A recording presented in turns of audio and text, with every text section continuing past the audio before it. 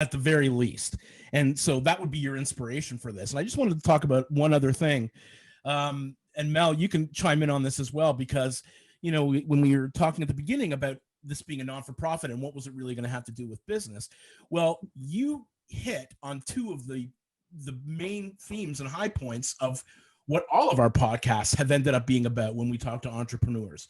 The first one is about engagement and engaging people, and how important it is not just to engage the youth around you, but the people who are volunteering. And in our case, in a business, engaging the people that you're working with, not only the people that are outside and, you know, communicating. So engagement is massively important. And then there's passion. Yeah, that's a big one.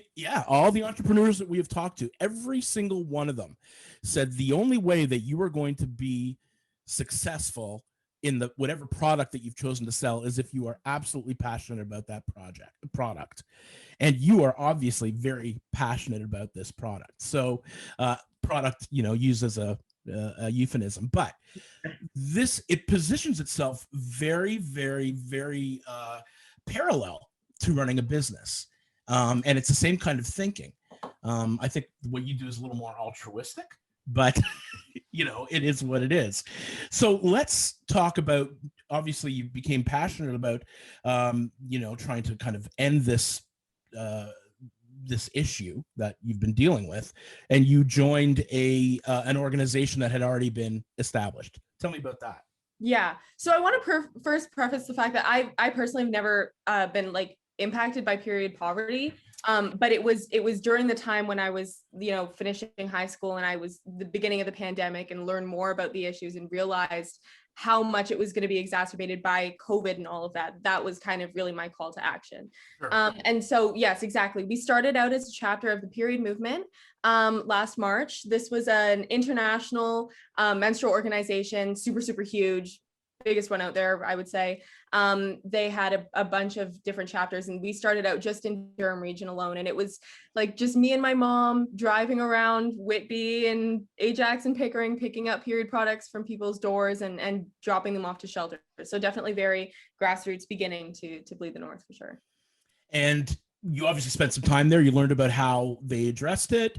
Were there things that you were inspired by? Were there things that you would think that you would end up doing differently? Like, tell me about the process. For sure. So it was definitely an interesting environment, because first of all, they were like a huge organization and we were just getting started, and no one knew what they were doing at the beginning of the pandemic. I give everyone credit for doing their best in the first few months, because we can all agree that that was a mess for everyone. So right.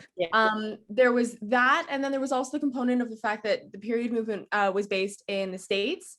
And obviously Canada has a very unique positionality when it comes to period poverty and period stigma. Like a lot of the work was in regard to getting rid of the tampon tax or the pink tax. And that was something that we did in 2015.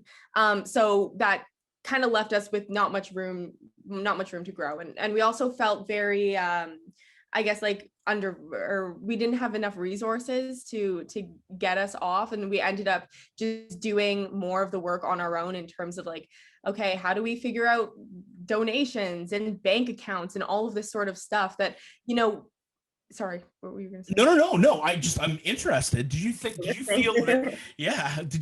that you weren't being taken seriously by the American chapter of this, or was it less kind of sinister than that?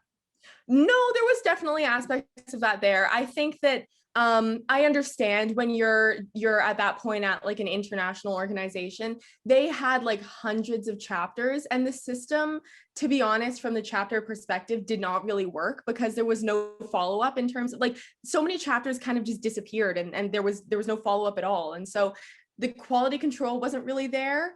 And so we felt like we were just cast away on a little dinghy and didn't really have any like lifeline. And I also think that because we were Canadian, it was just like, oh, okay, like, you know, you can deal with your northern problems, and with this is America, you know what I mean? And that was the first time I was really made aware of the differences between Canada and the States, just in terms of how things are organized. And it felt like a lot of like the issues that I was dealing with were just kind of belittled, because it's like, okay, I don't have a state representative, now what? You know what I mean? Right. It was just nothing.